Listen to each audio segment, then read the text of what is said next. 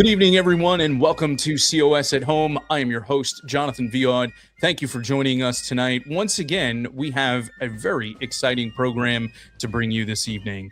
One of the top questions I receive from most of our supporters around the country is, how do we get young people involved with this movement?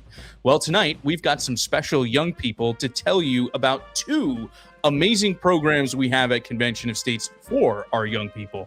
Also joining me for tonight's interview segment will be one of our favorite and frequent guests, former Texas state legislator, the founder and president of Patriot Academy. Yes, I'm talking about America's Constitution coach, Rick Green.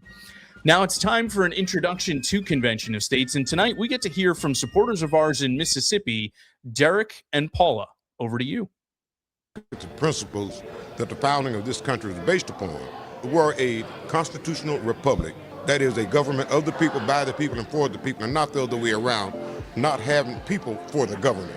All right, so that's, and I'm just getting just to the point where I think the government is just too large, too intrusive, and too unaccountable. And you know what else? We found out that we have a lot more in common with each other than we have in opposition. And I'm ready to volunteer and do whatever it takes for us to move forward in this cause. And as that old Chinese proverb says, right, it is better to light one candle than to curse the darkness. Yes. Oh, I love that right there. So well said from Derek. Thank you to you and to Paula. And Derek's last line in particular, lighting the candle instead of cursing that darkness. America is the shining city on a hill. Our nation has the light of freedom and liberty that is the envy of the entire world. And yet we are in danger of watching as that light is extinguished by an overbearing, intrusive federal government.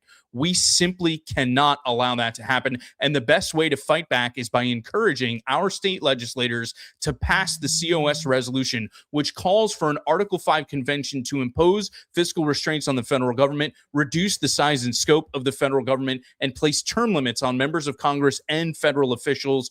Furthermore, our organization's mission takes us beyond a convention as we seek to build an engaged army of self-governing grassroots activists, or the way I prefer to define it, to reestablish a culture of self-governance. We have the solution big enough to solve the problems caused by the federal government, the solution that keeps the flame of freedom burning. And all we need is for you to join to help us advance our movement. So join us now by going to conventionofstates.com/act.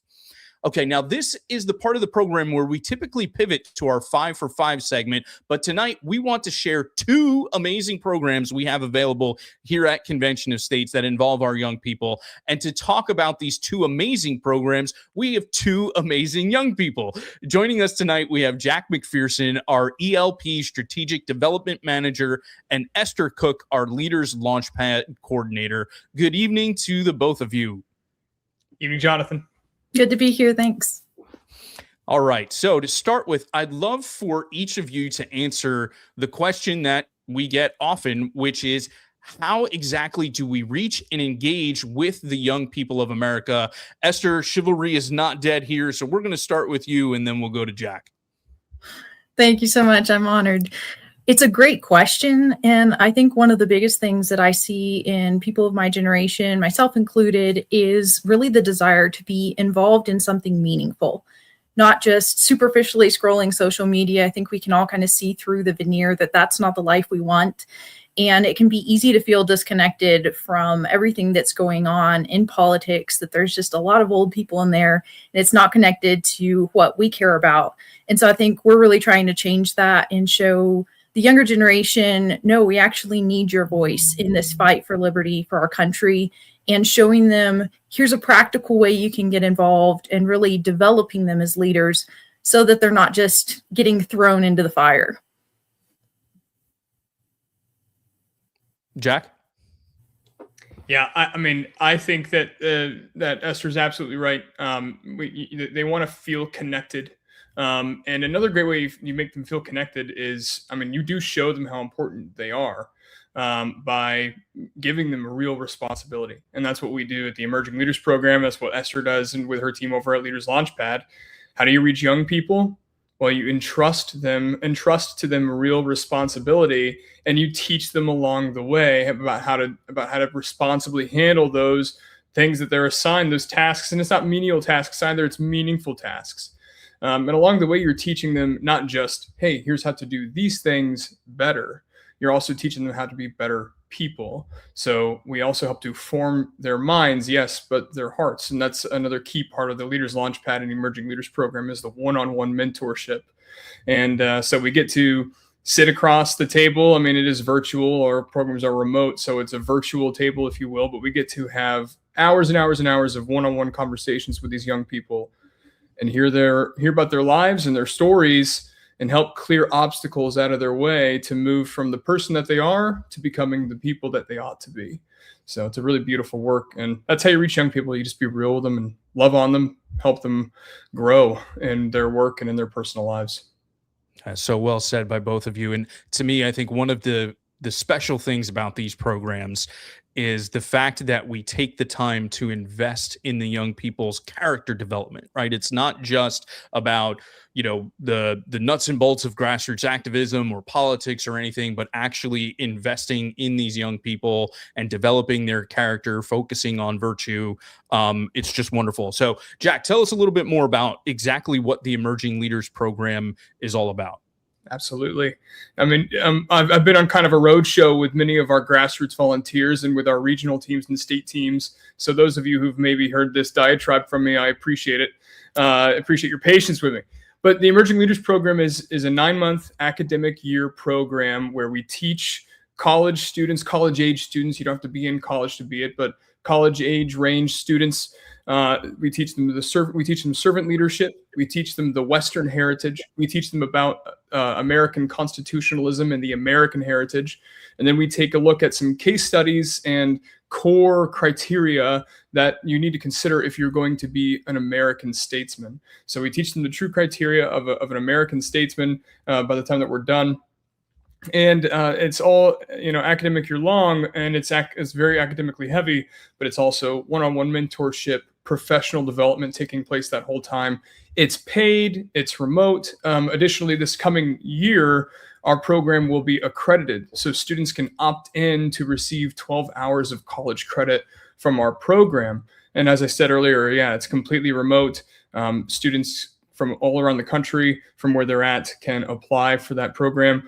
And so our website is cosinternship.com. If you want to go check it out there, go click on Apply Now on the top right and browse around that website. And if it's something that you like, please get in touch with us and hit that apply button. And what's the deadline for the applications? For both ELP and for Leaders Launchpad, our application windows will close on July 31st this summer. Excellent. Excellent. Thank you, Jack. So Esther, tell us a little bit more about Leaders Launchpad. So similarly to the ELP, we really love to invest in the interns. And so we start with servant leadership development. We go through, going through the principles of what made our nation great, what being a citizen looks like today, and really mentoring these people. Like we talked about before, it's about who you become more than just what you do. And then with Leaders Launchpad, one of the really cool things is the interns get to participate in their state grassroots teams, participate in in-person experiences, experience that front lines of what does it look like to go to my state capitol? What does it look like to engage members of my community, maybe their family, their friends, people they don't even know, and really get a sense for what being an engaged citizen looks like. And the other really special thing about Leaders Launchpad is that the time commitment is just 5 to 10 hours a week. It's something that a lot of our interns, they're going full-time at college or they're working a job, sometimes both. And this is something that they can do alongside of that, because you don't need to be pursuing a career necessarily in politics or spending half of your time every month in that to really make a meaningful difference in your community, in our nation, and saving liberty. And so it's something that's designed to be very meaningful, but within a shorter time commitment. And so it's really an awesome experience. We have a lot of really great people go through it, and we'd love to have you apply. You can go to cosleaderslaunchpad.com, you'll get more information about the program and can also apply there if you're interested in spending a year with us. So. And Esther, Leaders Launchpad is a fairly new program that we've offered, right? I believe maybe your brainchild. Yeah, so I started about, I want to say 3.5 years ago. My math could be wrong on that. Time's a little weird right now, but yeah, so it's been about 3.5 years, still a toddler program, and we're just super excited to see the lives. 14 graduates so far been through the program, and just said it's been life-changing for them and way more in depth than what they got in college. And I think that's something that goes for both Leaders Launchpad and the ELP. Is it's like the depth of relationships, finding people that, wow, other people that think like me, just really diving deep into our Constitution, Western civilization, what that looks like, and not just carrying coffee in the practical work, but actually making a difference with every hour that they spend. So well said. And both of these programs are truly incredible. And both of these wonderful young people that we have with you have come through our Emerging Leaders program, and they're still here. And so many others as well in the Convention of States movement. And part of our national staff are young people that started in the Emerging Leaders program and have continued on. Of course, it's not just to be a part of Convention of States. Many of these young people then go on to careers elsewhere, but they always remember this special program that ties it together. And so I'm so grateful that we have the opportunity to share these programs with the young people of America. Now, we're running a little short on time, but I do want to give both of you an opportunity to kind of close things up and give us any final comments that you have. And Esther, we'll come back to you. Absolutely. Well, really just encourage you also, if you're a state team member, these interns work with the local state team. And so I would encourage you to find a young person in a non-creepy way, okay? But find a young person maybe, between 18 and 25 who you think would really appreciate this mentorship, this training, this experience, and encourage them to apply. And you can really make a difference for them and also for your state team, and getting somebody who comes full of energy, wants to make a big difference. And Jack, you've got the final word. Yes, sir. Thank you. Well, ladies and gentlemen, I also just wanted to call out a few things. The Emerging Leaders Program, Leaders Launchpad, we're growing. Leaders Launchpad is starting initiatives to reach around high school age students to teach them about the fundamental things that are required of an American citizen and what being an American citizen means and what it requires. And then over the Emerging Leaders Program, we're growing our program. We want to reach more students. We want to have larger cohorts. We want to have more staff. Next year, we're hoping to start a summer program, a 10-week intensive for students who are interested in that as well. And then just to tease it for y'all, something that we're having serious internal institutional conversations about is, do we want to eventually grow into being a degree granting institution? Higher education in this country is completely broken, and Convention of States is actively growing in terms of getting into the education space, and it is through these two programs. And so I call all this out and tease it all to you to say, with all of the time and support that you give, or if you're a newcomer to a show like this or to an organization like COS, I want to say thank you for everything that you've already given. And I also want to ask that you prayerfully consider making a gift in support of the Emerging Leaders Program and Leaders Launchpad. And you can do that by going to cosinternship.com. There's a donate button in the top right, and the same for cosleaderslaunchpad.com. Again, there's also a donate button in the top right. If you would mind, prayerfully consider making a financial gift, and feel free to get in touch with us at any point in time. My email is jmcpherson@selfgovern.com. That's JMCPHERSON @selfgovern.com. And if you email that email, we can get in touch and talk about support. So thank you, Jonathan. I appreciate it. Thank you, Jack. Thank you, Esther. And ladies and gentlemen, that would be money well worth spent. So please consider that donation today for these programs. We're so grateful for them. And before you guys go, I want to give you just how much our audience appreciates you. I don't know if you saw come up on the screen there, producer G shared it, but Art Binhack said both Esther and Jack are very well spoken and very impressive.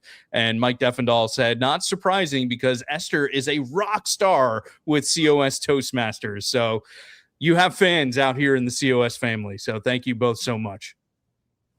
Thank you so much, Jonathan. God bless you both. Have a great night. All right. So yes, 2 incredible programs, and we have incredible young people in charge of these programs, and just so grateful that we had the opportunity to share a little more about them tonight. All right, now it's time for Andrew Lusch with COS Now. Were fired in Idaho by Convention of States. Well, not real shots, obviously. I know what you're thinking. But let's just say we took out some politicians in Idaho. Don't look at me like that, you know what I mean. Scalps were taken, heads were rolling, figuratively speaking, of course. We crushed it in every single Idaho primary race we targeted, picking off 3 incumbents who opposed Convention of States, and slaying other Article 5 opponents in other races. Sherry Vollmer unseated incumbent Representative David Levitt, who opposed Convention of States, and she did it by a margin of 10 points. Brian Beckley blew out COS opponent Representative Faye Thompson 59-41.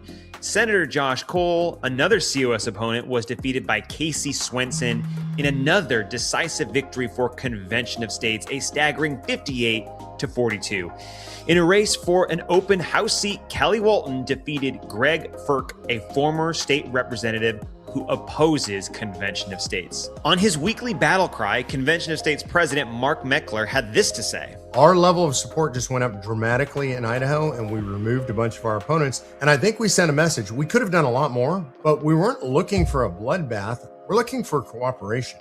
We just wanted to show people, look, if we have to, we're going to take people out. And folks got to deal with this. That's just the way it works. And we're going to continue to remove people who oppose us. You've got to ask yourself one question.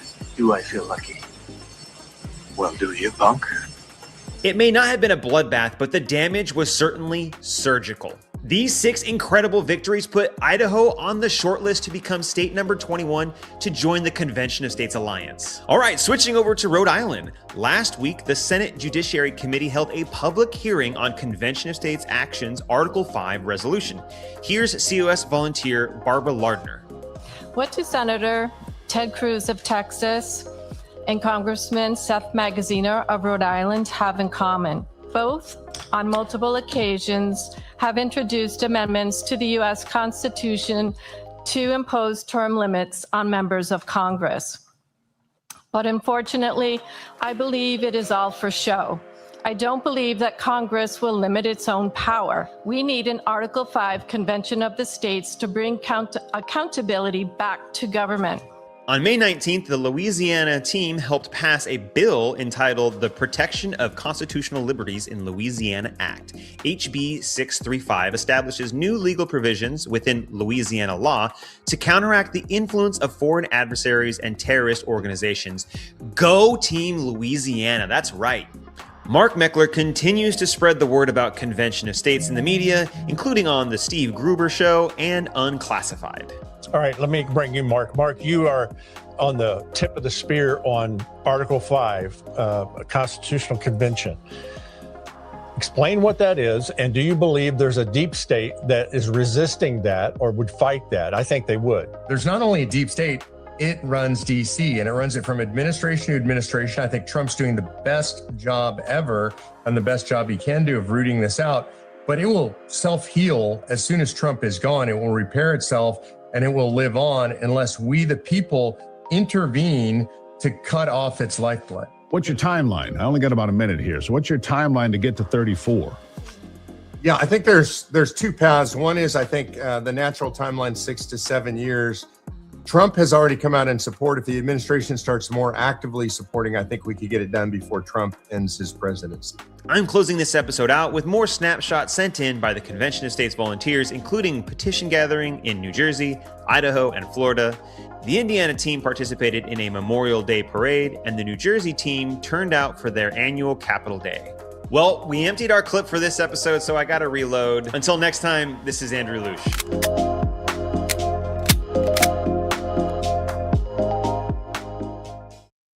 I think Andrew Luce is now reloaded. Man, wow, great stuff there. And big shout out I want to highlight is what went on in Idaho, going 6 for 6 in those elections. Just incredible work by our Idaho team and all of our grassroots activists, because we have been having our teams make phone calls from around the nation, contacting voters, encouraging to get them out to vote in Idaho, but in other elections as well. And I want to mention some of these other ones that didn't make it. We were 5 for 8 in Nebraska. We were 8 for 11 in races in Montana, 10 for 14 in races in South Dakota, and 6 for 8 in races in Iowa. That means we were 35 of 47 in the races that we got involved in with Convention of States. 75% of the races we were involved in, our candidate won. I want to again thank all of our grassroots activists for all of their hard work. This is incredible stuff, and it helps us move the ball forward for Convention of States. And we're not done. We've got more elections coming up later on in the summer that we're going to be getting involved in. And so if you aren't involved, now's the time to get involved. Join us. Be a part of our Telepatriot team. You can help us in making these phone calls to encourage voters to get out and have a huge impact on these elections. Again, thank you to all of our grassroots activists who did participate in that. Also have a couple of other things that I want to bring to your attention tonight. First is the Convention Courier, which is our newsletter that goes out each month, and we have the Q1 newsletter that's available for you right now on the website. There's a picture of it right there on the screen. Victory in Kansas being state number 20. If you want to access this and read a little bit more about what's in our Convention Courier, you can go to conventionofstates.com/blog and search for using the word courier, and that will bring up this wonderful document that we send out in a newsletter. Again, we send them out each quarter, and this one will tell you all about what we've accomplished in Q1 for Convention of States, including Kansas's victory. So you want to check that out. Also, just a reminder that coming up in June, we've got some exciting holidays. First and foremost, on June 14th, well, actually, everything's happening on June 14th, or so it seems. We have Flag Day, right, which is a great American holiday. Of course, you have the opportunity to tell your young ones about Betsy Ross and maybe even hang the Betsy Ross flag like I usually do, although I think I need a new one. Also, on June 14th is a happy birthday to our United States Army, who I believe is turning 251 years old this year. I believe the day after that, June 15th, is actually when George Washington received his commission to become Commander-in-Chief of the Army. Also on June 14th is President Donald Trump's birthday, and I think he's celebrating by having a big UFC fight on the lawn of the White House. And hold on, I don't want to hear anybody talk about all of the terrible things that go on at the White House. There are some horrible things that have really gone on. This is not a bad thing to have UFC going on there. And I think there's a tradition. In fact, Rick Green's probably going to tell us a little bit about that tradition that goes back to a previous president when it comes to this kind of fighting on the lawn of the White House. So be sure to check out all of those things happening this month. Lots of other things as well. We try to celebrate these as much as possible. So I wanted to make sure that you were aware of that. Also, I want to harken back to our last episode when we had Steve Deace, our dear friend and endorser from Blaze TV. He was on our program. He just had his new book released. And let me tell you, this is a book that you want to get for your young children that are out there. It's called Why Independence Day, a great read for America 250. This is actually, it says Why Independence Day, America is great because God is good. And it tells all about the history of America and our founding, but it does so from a different perspective. It goes all the way back to I believe the slavery, the Israelites that were enslaved in Egypt and they're coming out of it. And of course, the coming of Christ and how all of that paved the way for the founding of America. Yes, America is a Christian nation. We have Christian roots in our country. Steve Deace tells us all about it and so much more. This is Mark Meckler's Independence Day pick. So be sure to look for that wherever major books are sold. And that's it from me now. We're going to move on to our interview. And I will mention that we did record this interview with Rick Green earlier this morning because he is actually on a flight right now. I hope he's traveling safely. He's going to be meeting with some other pastors and folks at the White House tomorrow. But we were very glad that we were able to have the time with him this morning. And so without further ado, here's that interview.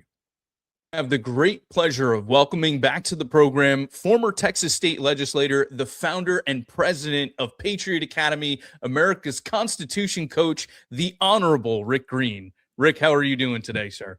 You forgot the most important part, John. You forgot Mark Meckler's Uber driver. Mark Meckler's #1 Uber driver. That's the most important title of all the things I do. And you didn't even include it, man. I wonder, I'm going to go check the app right now and see how the tips are from Meckler lately, because he must have not mentioned it to you. Yep. He must not have. Yeah. So that was my bad. My bad there, Rick. And we so appreciate that you are Mark's personal Uber driver. Thank you. Yes. He doesn't make me wear a hat or anything, but yeah, I do have to run out of gas once in a while to keep him happy. That's part of the deal. But hey, man, it's good to be back. Appreciate you, brother. Yeah, thank you so much. So as we are speaking right now, we are 1 month and 1 day away from America's 250th birthday. It sounds like folks at Freedom 250 and President Trump have a lot of exciting things planned for our Big Bash. And there have been a lot of great events that have already taken place. While the media may prefer to focus on a bunch of self-righteous, third-rate musicians that chose politics over celebrating America, I have been particularly encouraged by the events that have taken place, like the recent America Reads the Bible and the Rededicate 250 prayer gathering on the National Mall, which have highlighted our nation's Christian heritage and the role of faith in our founding. More than ever, I think we need to boldly stand by the fact that America is a Christian nation. Patriot Academy has been on the front lines on this through biblical citizenship courses, reclaiming liberty courses, and so much more. Rick, what do you want Americans to remember most about our Christian roots as we celebrate this milestone? Man, well, first of all, just gratitude today for the fact that we have an administration that's willing to highlight everything you just mentioned. It could have been so different, man. I remember back in 2022, I think it was, starting to work on this in earnest and looking ahead, to this year, and the commissions, the appointees, the people that were going to be in charge of all these celebrations and all of the incredible moments were radical leftist, and even the website, the videos they were making, even back then to prepare for 3 or 4 years later, it was all crazy leftist propaganda, really redefining who America is and who we were in our founding. And I got really concerned. I started like shouting the alarm to all of our friends with the big organizations, saying we're going to have to do our own thing to try to counter what the federal government's going to be doing to really lie about who we are as a people. Well, thank the good Lord for the election of 2024, totally different administration. Obviously, the president has been just amazing at bringing all the right people into the White House to get to basically give the history, to say, here's these incredible moments in America's history that need to be highlighted. Here's the things that the founders talked about. I mean, and I'm talking people like, Larry Arnn from Hillsdale to PragerU to us at Patriot Academy and Wall Builders and all of these people that they've brought in to help shape the narrative to basically revive patriotism. There was a great quote from Ronald Reagan 40 years ago where he said, if we forget what we did, we won't know who we are. I'm warning of an eradication of the American memory that will lead to an erosion of the American spirit. And that's what happened. We stopped teaching all these wonderful stories and we lost our patriotism. Well, man, that's been turned around this year. I mean, this has been just celebration after celebration, and we're down to, like you said, roughly a month here before the big day. But I do want to say right up front, it doesn't stop on July 4th, 2026. The 250th is really the year between July 4th, 2026 and July 4th, 2027. So we have a whole year to cement this thing, not just fireworks and hot dogs and all that, but actually saying, what are we celebrating? Like, what is this the 250th of? It's the 250th of the Declaration of Independence. What is the Declaration? And then get people to go through and actually read it, talk about it, dive into the principles that come from it. It's the greatest government document ever written, and it really does give us a chance to celebrate what you just described, the faith of our founders, the faith of our founding. 4 times the Creator is mentioned in the Declaration, a firm reliance on the protection of divine providence. So it even becomes really a prayer saying, God, we know that we're doing this based on the rights that you gave us, not that any government or any general or any government document gives us. So it really is just it's the perfect opportunity with the 250. So I'm of course in kind of red, white, and blue nirvana. So it's like everybody talking about these things just gets me in my happy place, bro. I hear you. I feel like I should have grabbed my tricorn hat for this interview because that's how I feel. Every morning I feel like I need to put one on. So a lot of great points you mentioned there, Rick, and I do want to come back to that thought about that it doesn't end on July 4th in a minute, because I think that's a really key point that you made there. But with a month to go before we get this thing started, really not finished, but started, there may be people who are only now getting excited about the celebration and wondering how they can contribute.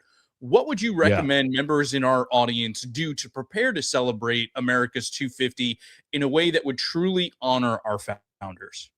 Great question, man. Great question. First of all, don't feel like you have to be the expert. Don't feel like you have to have the biggest bash in the country. Man, just get together with friends and family on July 4th. Read the Declaration out loud. Have, we're doing blown up copies where people can come forward and sign the document themselves after reading it. And I'm talking about reading not just the, 56 words we usually talk about. We hold these truths, that part, but also go through the grievances, read all 27 grievances, read those final paragraphs where it talks about why they felt constrained, meaning they had to do this. So anyway, read the document, get people to sign lives, fortune, sacred honor, and commit to a year of rebuilding liberty, a year of giving of their lives, fortune, sacred honor. I kind of boil it down to 2-2-2. Give 2 hours a week for that year, taking a Constitution class through Convention of States, doing 2% of their fortune, donating more either to Convention of States or to a candidate or to the local soup kitchen or putting on Constitution classes, whatever, 2% of their income, and then 2 times a week giving of their sacred honor, putting their reputation on the line by sharing a post of somebody talking about the 250th or a principle out of the Declaration. So 2-2-2, lives, fortune, sacred honor, 2 hours of your life a week, 2% of your fortune, and 2 times a week putting your reputation on the line by simply standing up and speaking truth. Everybody can do that for the year, but kind of kicking it off on July 4th is a great way to start. Thankfully, the 4th, falls on a Saturday this year, so it's really easy to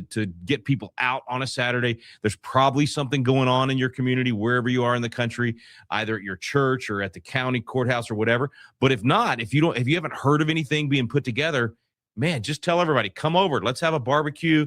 We're even going to send out a video of the entire Declaration in about 50 different voices. In other words, it'll be like a different person saying each line. And so if you don't want to get up and read it yourself or get people at your event to read it, you can play that video and it'll go through the entire Declaration. So honestly, John, I think it's important to just tell people it's not complicated. It doesn't have to be huge. You don't have to have a big band playing. And I will say there's good news to announce today. You got all these bands dropping out and politics, blah, blah, blah. The good news is that the White House denied the application of the Mark Meckler and Rick Green band. So we will not be singing. So that is very good news for the entire nation. There will not be the pain of experiencing us singing. There'll actually be some folks like John Rich and others, I think, performing instead. And, I think that is proof that Donald Trump truly is making America great again, isn't it? And has good discernment, right? That's right. Thank you so much. And, Rick, I also heard a lot about this organization, Freedom 250, I mentioned before. Yeah. Can you tell us a little bit about this Freedom Truck that's been going around? Yeah, man, they're doing so many cool things. So Freedom 250 is basically the White House effort combined with a whole lot of private organizations like Patriot Academy and others. But the whole idea is to just have these ceremony may make people sound like it's too formal. Have fun, like have lots of celebrations. So Trump's doing the UFC card this weekend's going to be at the White House. They're building this massive dome and cage and all that. It's going to be incredible. I wish I was going because I'm a big UFC fan. But they're gonna do that, which is in the spirit of Teddy Roosevelt. He had boxing matches out on the White House lawn. So to Hillary Clinton and the others who are complaining, we won't talk about what her husband did with the White House. But anyway, for those people that are complaining, this is actually has a rich tradition from 100 years ago in America. So anyway, you got the UFC fights. There's going to be a Grand Prix, man. They're literally going to do an Indy 500 race around Washington, D.C. But these trucks, they're called the Freedom Trucks, and I think they have 6 of them, and they're sending them all over the country for the whole year. So even if you don't, if you can't get to one of these, you could actually book one. You could actually have a celebration in your hometown, maybe in, October or November, and get one of them to come. We're trying to get one to the Patriot Academy campus at some point in the next year. But this was a PragerU American Journey experience, and I'm trying to remember who the other part. I think Hillsdale might have helped with these as well, where they basically designed these trucks where when they pull up and they fold out, you get to walk through the American story and the revolution, and there's all these cool videos where Washington comes to life and talks to you, and it's pretty amazing. I mean, they did it top notch, top quality. Yeah, there's the video. You can see the trucks. And when you walk through, it's cool. American Journey. So, and American Journey is basically a partnership between David Barton and his library with Glenn Beck's library, which is, the 2 largest private collections in the country. And so they loaned a bunch of their stuff. You get to see Washington spectacles and all kinds of cool stuff when you go through the museum. So anyway, great opportunity to learn a lot of history in a short period of time. And I think I'm trying to remember where. Actually, they do have on that page some of the schedule, so they'll tell you where they're going. But I'd recommend, if you got a big COS group in your community or in your state, not necessarily for July 4th, because I know all 6 trucks are booked for July 4th, but look at doing something later, or maybe even just having one come to a COS rally that we're having. So it could be a great way to plug in. But the Freedom Truck's another good one. I'm trying to think of some of the other stuff they're doing. Oh, I don't know if you've seen I don't know if you saw on New Year's Eve the way they lit up the Washington Monument. They did this whole light show. It was amazing. And they're going to do that again July 4th. If you're in the D.C. area, I mean, in Trumpian fashion, he's going to have the largest fireworks display in history. So I don't know how long it's going to go. You'll probably be able to see it from Texas, but it's going to be massive. So if you're in the Northeast, if you're in Texas or even anywhere close to Texas, we're going to have a big July 4th celebration here in Constitution City at the campus. Everybody's welcome to come to that. We love our friends from COS to come to that. So that'll be July 4th on that Saturday. That evening, we'll have Ben Franklin with us and George Washington, and we're going to have all kinds of cool, comedy and fireworks and hot dogs and signing of the Declaration. I don't know. I don't think I told you this. We've got we're building Independence Hall at the campus, but we haven't got it built yet. But we did build the interior to Independence Hall. So we already have all the cool tables and chairs and chandeliers and the paneling and all that cool stuff. So it looks just like the assembly room. We're going to go ahead and install a portion of that in our legislative hall, where a lot of the COS folks have been for trainings before. Our mock-up of the Texas House is built. Our legislative hall is built. We're going to take a corner of that big, huge room and install a display of a miniature part of the Independence Hall thing. So people can actually, on July 4th, walk through our legislative hall, walk into Independence Hall, and sign the Declaration on the president's table there. So that's going to be pretty cool. And I think we'll probably leave that up for the whole 250th. So we'll be doing some COS trainings at the campus. So there'll be other opportunities as well. But hey, man, July 4th, if you're close by or you want to drive in, come see us. That is amazing. And Rick, where would they go if they wanted to get more information about that? Is that just to Patriot Academy's website? Yeah. PatriotAcademy.com/250th. I think there's a link on the homepage, but if you want to go straight there, PatriotAcademy.com/250th. That sounds amazing. And I love it. So thank you so much for sharing that. And if you're in Texas and you're near there, you want to be at Patriot Academy this July 4th. So I want to go back to what you mentioned before, which I thought was really important, that the celebration doesn't end on July 4th. It really is just beginning. A few weeks ago, I had the privilege of giving a speech on behalf of our COS New Jersey team at their 2026 Trenton Day at the New Jersey State House. Nice. And as I was preparing for that speech, I researched the Battle of Trenton.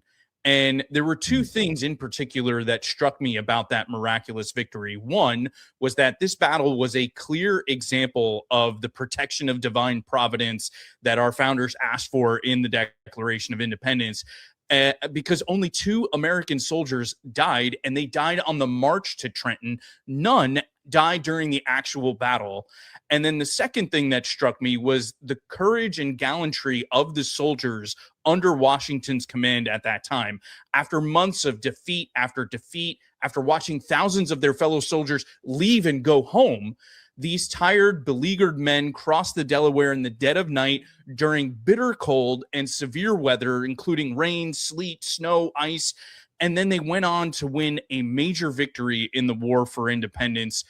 So, Rick, forgive me for that long setup to this question. I love it. But how can we inspire and draw out that same spirit of 1776 in our fellow citizens today when our situation is not nearly as dire as it was in the winter of 1776? Oh man, I love that, bro. That's a great remander that no matter how bleak it gets, no matter who else quits the cause. In other words, like we have these moments in our movement where we're really, riled up and there's a lot of people joining and the rallies are big and everybody's fired up and we're seeing some results. But like in any movement, you're going to have moments where you have either a defeat or a setback or just slows down or just drags on for so long that some people get out and give up. And so when that happens, and it will happen again as we go through this for the next 10 years, for frankly, the press freedom's eternal vigilance forever until we're not 6 feet under. But when that happens, think about what you just said, because that night on Christmas night, Washington was down to about 2,500 troops. So he had shrunk from about 25,000 to 2,500. So most people had left. 90% had left, given up. Most people in the world had given up. Other countries were saying, no, we're not going to help. Most Americans thought the cause was lost. As you said, we'd had defeat after defeat in New York, and they basically mopped the floor with us. It was bad, man. It looked very, very bleak. And yet Washington had the courage. His troops had as you said, they had enough faith in him. They had the grit to see it through. Courage is one thing, to step up. Grit to see it through after you step up is another thing. And they did both, as you said. I mean, they marched 9 miles in the snow.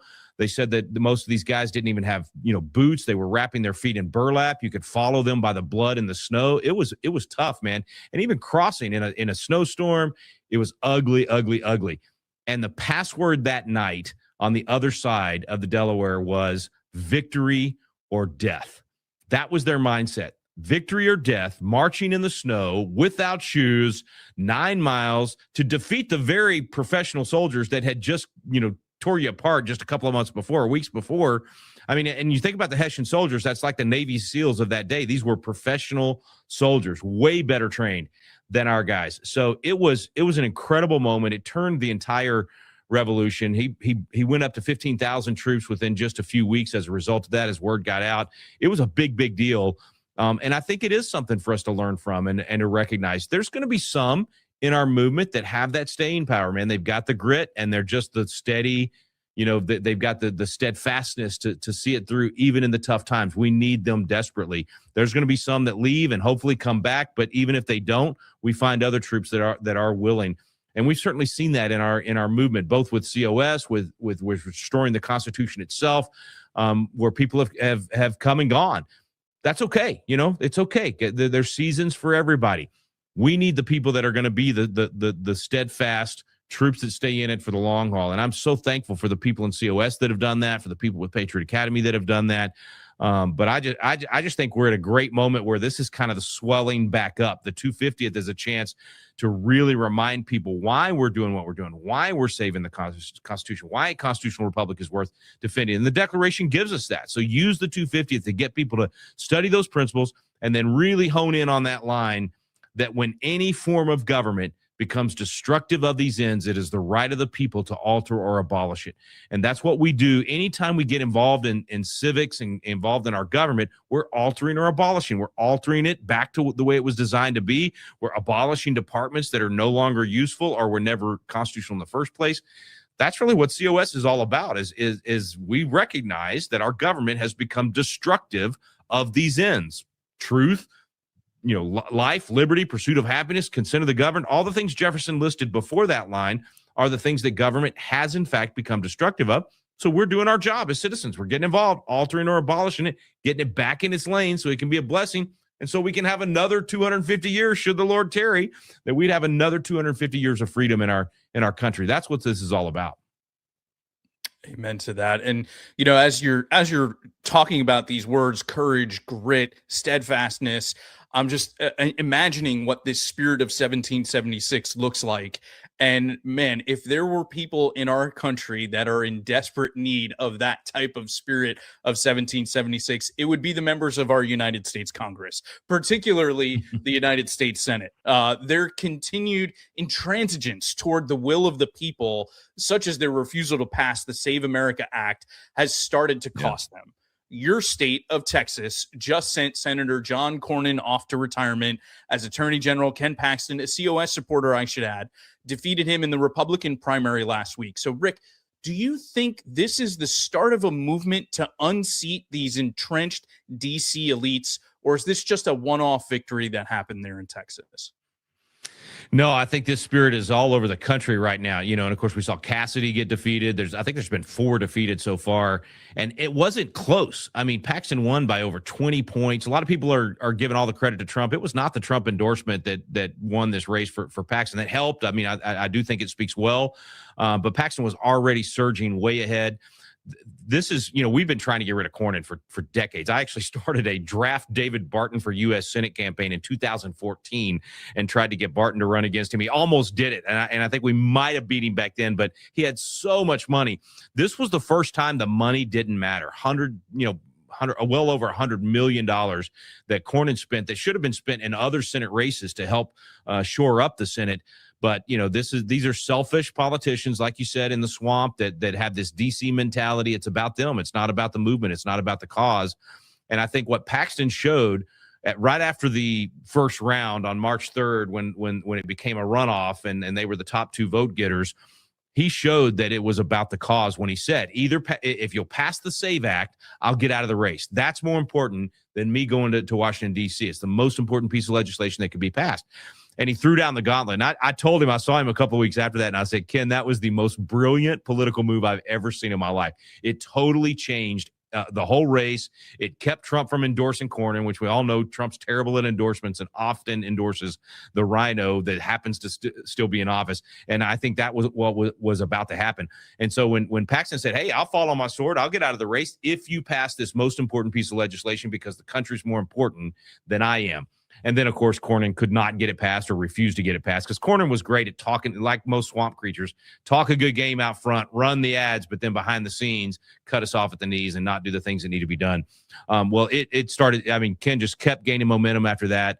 And then, we had an event for Ken in my hometown of Dripping Springs about a week before the election, and you could feel it, man. Everybody knew and it was a couple of days after the Trump endorsement, but the momentum was already there. So I think that is more than a one-off. I think that's happening across the country. I think we're seeing it in some of the congressional races as well. I think, honestly, you see it even in that LA, mayoral race with Spencer Pratt and the idea that a Republican could possibly win in LA.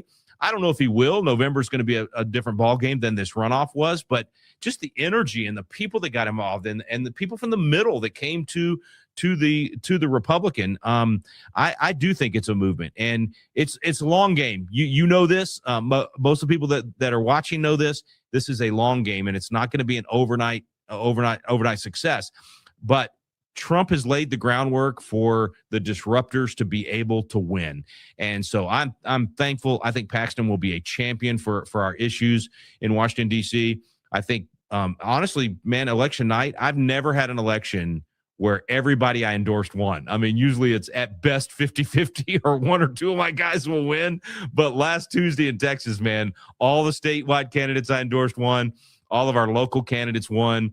And so I'm thrilled. I think that's obviously, that's the primary, that's the runoff. November's the real work, right? We've got to really get serious in these races. COS had a banner last few weeks, man. We've won some fantastic races in some state legislative races against people that had been, roadblocks for us. So, man, I think the trend is really, really good. I think we've got to pounce on it, though. Man, it's all about follow through. Absolutely. And speaking of follow through, I'm sorry to say that there are some state legislators that also need that injection of the spirit of 1776. As you know, Rick, Kansas passed our resolution earlier this year, becoming state number 20 to pass the COS resolution. States like Tennessee, Missouri, and South Carolina also passed important legislation to further prepare for an Article 5 convention. And yet there are still legislators that have bought into the fear propagated by our opposition. What advice do you have for our activists as they attempt to persuade these legislators to be courageous and pass our resolution? Yeah, stay the course. I mean, some of the people that have been against us for years are either getting defeated or in some cases coming over to us. And that's not, I shouldn't say it's surprising because civil discourse is supposed to get us to the right outcome. But I've been pleased. And so I think it's stay the course, man. Just keep going. A lot of those people that have been entrenched forever, they know that eventually this has to happen. There's an awakening right now that it's part of it's the spiritual awakening. But I think a lot of it too is just the fact that people are realizing the swamp is never going to change itself. Because even like the Paxton victory, I mean, that's, one vote in the Senate. It's not going to ultimately right the ship. What it's going to do is give us a little bit more momentum towards the real changes that have to take place by restoring these through amendments, restoring these clauses in the Constitution that have been ignored or really twisted by the Supreme Court. So I do think there's an awakening happening even in those legislative circles. But I do, I think the shift towards just we have to defeat a lot of these people that have prevented this most important change from happening. It's sort of like Ken Paxton throwing down the gauntlet with the SAVE Act. I think we've got to do that in these states, throwing down the gauntlet and saying Article 5 is the only way we're going to be able to save the Constitution in the long run. And it's the only thing that's going to save these states from being overrun, because Washington will change. The pendulum will swing. You're going to have another Biden presidency at some point, another auto pen administration of a leftist. You could, I'm not a doomsdayer at all. I'm an optimistic guy.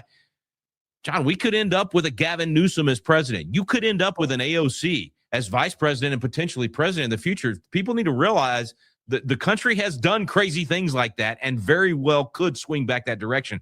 So the only thing that prevents that kind of an administration from doing what the Biden administration, jailing their opposition, weaponizing the federal agencies, all of those things that happened that were so bad and were potentially going to be way worse if there had been not another Biden administration, but a back-to-back left-wing administration.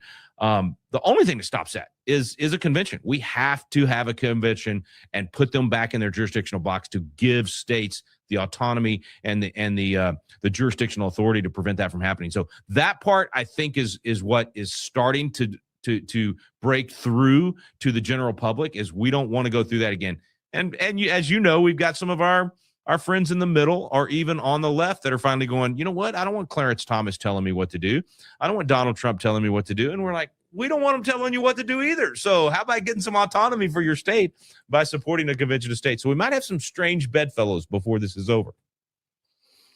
But, we started this interview talking about the excitement that we have built up, the freedom trucks, everything that's been going on. And then you hit us with a Gavin Newsom presidency and AOC as vice president. Come on, Rick. Come on.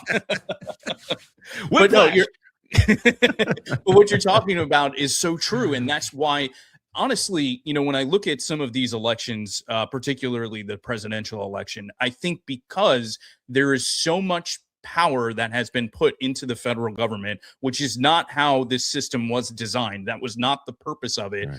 It's almost like we go from one monarchy, if you will, during one administration to another monarchy in the next. And the anxiety that gets built up over this causes people to really lose their minds over these presidential elections, which they're important. Don't get me wrong, but that's not what the founders intended. And that's right. In order for us to really deal with that, is we need to have a convention to restore the balance of power back to the state legislatures. Yeah. And that will then prevent us from having these huge swings with the pendulum right now, in changes from one administration to the next.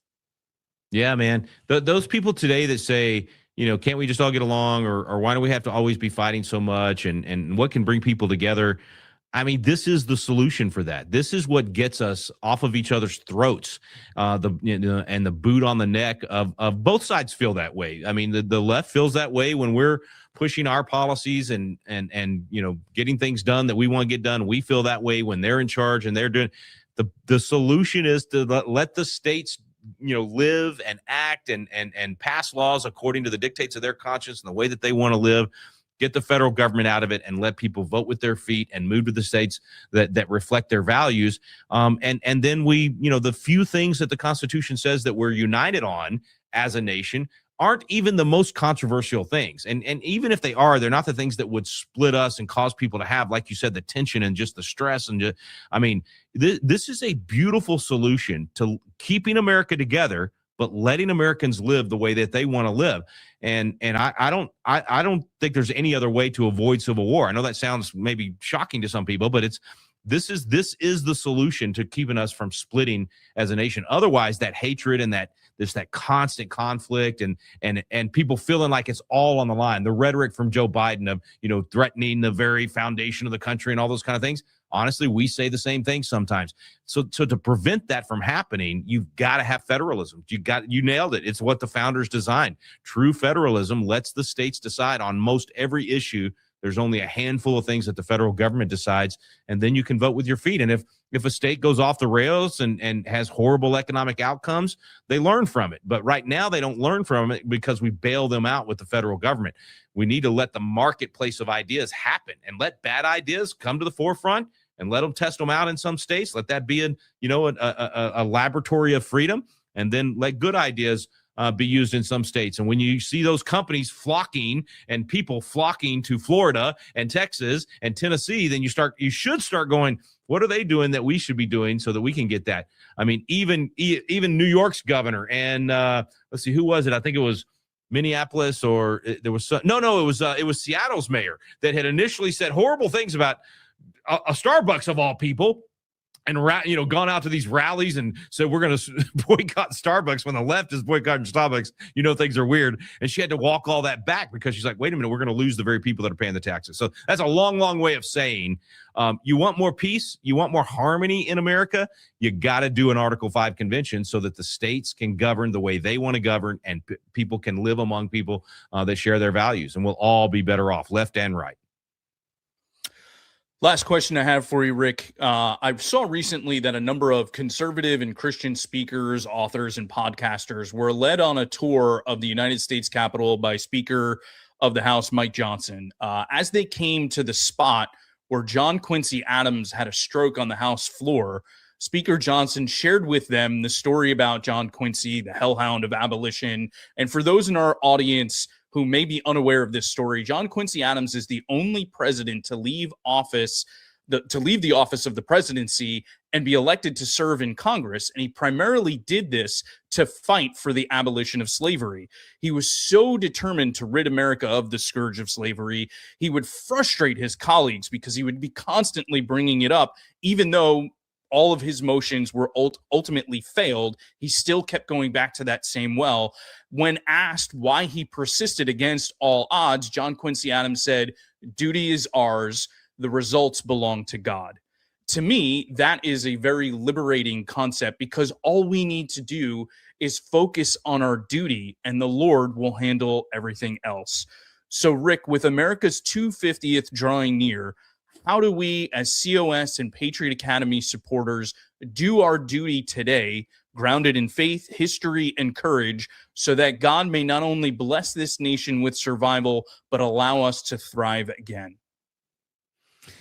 It's honestly the only way to have peace in this fight. It's the only way to be able to put your head on the pillow at night and sleep in peace, knowing I did everything I could today, regardless of the results. I did my duty. That mindset is I think the most important thing to adopt, especially for these long haul battles. I loved that video, by the way. It was, David Barton and I have given that tour for 30 years at the Capitol and stood there and over that gold plate where John Quincy Adams sat and told that story, and to have the Speaker of the House do the same thing. And he learned it from David Barton, of course, but when he did that, it just brought it to a whole nother level, and it was so powerful, and he just absolutely love it. And that room it's an incredible room. It's known as Statuary Hall now. It was the House chamber, and there's 6 or 7. I did that on purpose. I was actually 7, 6, 7. Anyway, there's 6 or 7 of those gold plates in that room.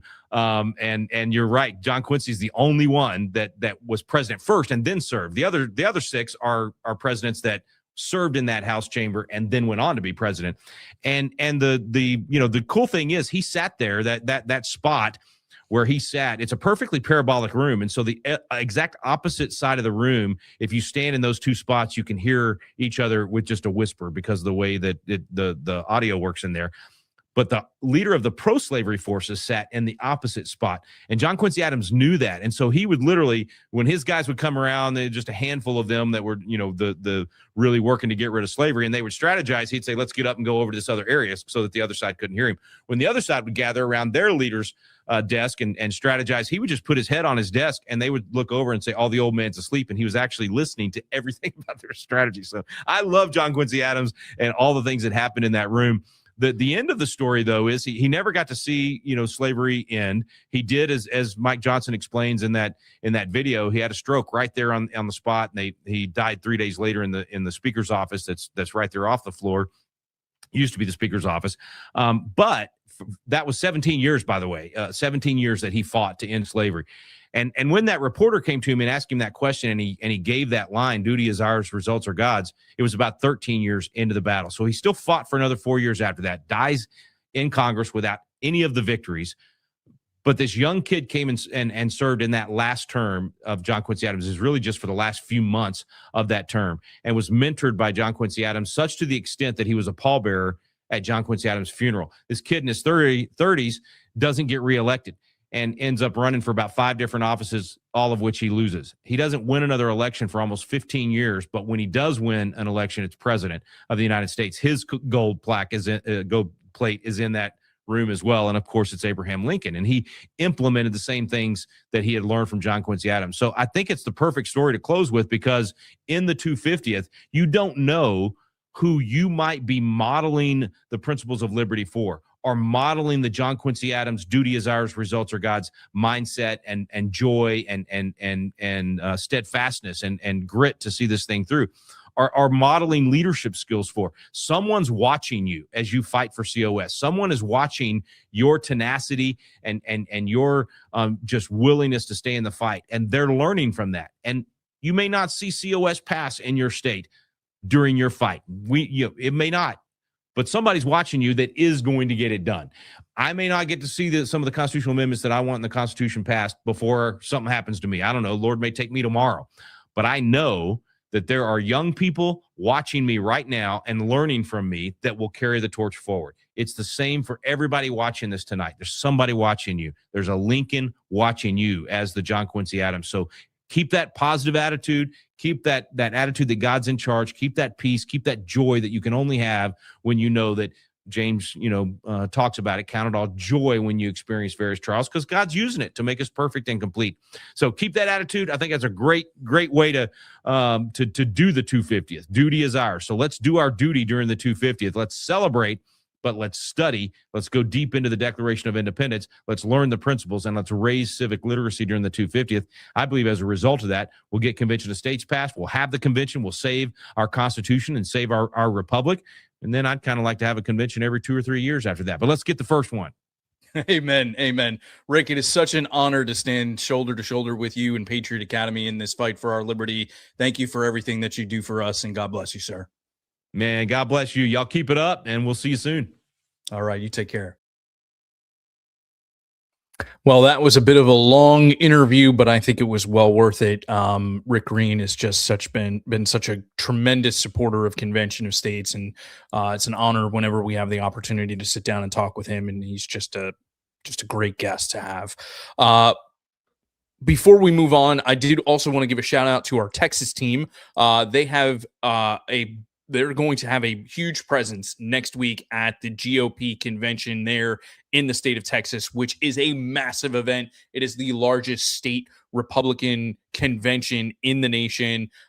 June 11th through the 13th is when that convention is taking place. Our team's going to be there. We may even have a surprise guest in attendance. So if you're there in Texas and you can make it to the convention, highly recommend that you do check out the COS table and support our Convention of States team as they fight to make sure the pro-COS plank remains in the party platform there in Texas. Also, want to give a shout out. I was talking about holidays earlier, and I forgot about Father's Day, which is coming up later up this month. And so, if you need to shop for your dad or your grandparent or grandfather or someone you love that's a father, be sure to check out shopconventionofstates.com. Now, while I don't know if there's a sale that's going to be going on, I have a hunch they'll have something special going on for Father's Day. So I did want to encourage you to check that out. So shopconventionofstates.com. That's the Article 5 Outfitters, and check that out for Father's Day. Okay, and with that, let's check the Minutemen mailbag.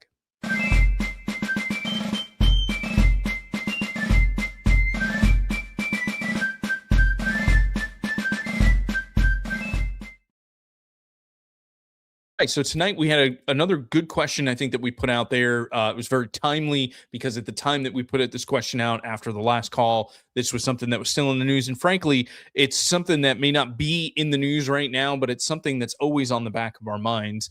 And so the question that we asked for you to respond to was, if you could ask every politician and pundit to answer one question about the attempt on Trump's life at the White House Correspondents' Dinner, what would it be? And so we got some great responses, and Patricia Tuzo wrote in and she said, do you now see why the White House needs its own secure ballroom? And Patricia, I certainly do. And I think President Trump made that point clear after that event. We do need to protect the president. And it's a shame that we've gotten to this point in our nation. But I mean, there are too many threats that are out there, and we need to make sure that the president is secure. So I think the White House putting that ballroom together makes a lot of sense. Scott Luttrell wrote in and he said, does it feel a little different when they come for you? And that's a great question to ask the politicians and pundits. You know, it's very easy to kind of talk about things in the abstract, but when you're there and you're about to be participating in a dinner, to have that happen there, I would imagine would probably wake some people up a little bit. Of course, we also and I say that it wasn't in the news, but I'm forgetting, what was it, just a week ago or 2 weeks ago, where there were some shots again at the White House, outside of the White House. And so, yeah, hopefully it's starting to wake some of these reporters up that it's dangerous out there, and perhaps we need to tone down the rhetoric a little bit. And Linda Sue wrote in and she said, were you proud of yourselves for stealing bottles of liquor from the tables as you left? I didn't see that, but apparently that's a thing. Linda, that's crazy. And I don't know why people would do that. I don't know. That's just craziness right there. But yeah, we really need to do a better job of toning down the rhetoric and making sure that people know political violence is not the solution, has no business in what we are trying to accomplish here in the United States of America. We're a free nation. We should be able to speak and speak freely. That's the beauty of the First Amendment, and it's protected by the Second Amendment. Yeah, we need to do better than this as a nation. And I just want to thank all of you who wrote in for our mailbag question this month. But I do want to mention the mailbag question for next month, which I'm excited about. And I can't wait to read this on next program. So the question that we're going to be asking all of you to answer is, as we look back on the 250 incredible years of America's independence, what are your hopes for the next 250 years for America? And if you want to answer that question and be read on the air, go to conventionofstates.com/mailbag and submit your answer. I love that question. I'm really excited to talk about that. I'm excited to celebrate America, and I think that's going to be basically what we're going to be doing next month for the program, which, by the way, folks, that brings us to the conclusion of this one. So just a reminder, all of the COS at Home shows are aired live on the first Wednesday of every month at 8 p.m. Eastern.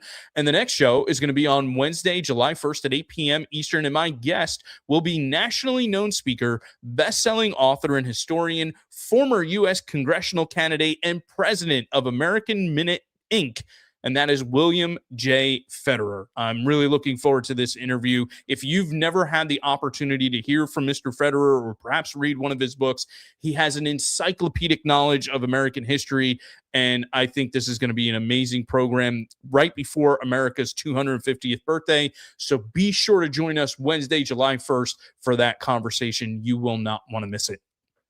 Ladies and gentlemen, as always, I've loved this program. It's been a joy to bring it to all of you. I hope that you have enjoyed it as well, and that it was helpful to you and edifying. Thanks again to Rick Green for joining us tonight. Actually recording with us earlier this morning, and a big thanks to the legendary producer G for all of his hard work behind the scenes. Of course, the greatest thanks goes to all of you that continue to support and give to the Convention of States movement. It's important to remember that despite all the problems we currently face, ladies and gentlemen, you and I, we the people, are the solution. Now, before we close out entirely, I mentioned earlier how we try to honor some of the great holidays we celebrate here in America. I even snuck in Father's Day before. At the conclusion of our last show, I mentioned what my family would be doing to honor Memorial Day. And we did, in fact, go and plant some flags at the Sarasota National Cemetery as part of Erin's American Heritage Girls team. But I still felt like we didn't honor it enough during the last show. And so tonight, before we close out, I wanted to read a letter that I believe epitomizes the spirit of Memorial Day, and it is known as the Bixby Letter. This was a letter written by President Abraham Lincoln to the mother of 5 sons who were believed to have died fighting during the Civil War. And I say believed because historians now suggest that only 2 sons actually died in the battle and died in battle. The other 3, there are a couple of different stories regarding them. But upon hearing of these deaths or learning of these deaths, President Lincoln wrote to Mrs. Bixby the following letter. Executive Mansion, Washington, November 21st, 1864. Dear Madam, I have been shown in the files of the War Department a statement of the Adjutant General of Massachusetts that you are the mother of 5 sons who have died gloriously on the field of battle. I feel how weak and fruitless must be any word of mine which would attempt to beguile you from the grief of a loss so overwhelming. But I cannot refrain from tendering you the consolation that may be found in the thanks of the Republic they died to save. I pray that our Heavenly Father may assuage the anguish of your bereavement and leave you only the cherished memory of the loved and lost, and the solemn pride that must be yours to have laid so costly a sacrifice upon the altar of freedom. Yours very sincerely and respectfully, Abraham Lincoln. Ladies and gentlemen, I hope you all had a blessed Memorial Day and took the time to honor our fallen heroes. Join us next month as we continue to celebrate America with Mr. Federer. Thank you again for all of your support of Convention of States. God bless you and good night.